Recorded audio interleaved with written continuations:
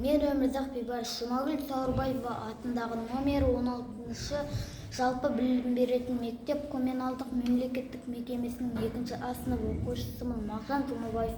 Мен жастарға сенемін. Арыстандай айбатты, жолбарыстай қайратты, қырандай күшті қанатты. Мен жастарға сенемін.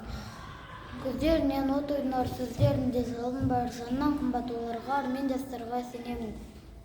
Жас қырандар балапан жайып қанат ұмтылған, көздегені көк аспан. Мен жастарға сенемін.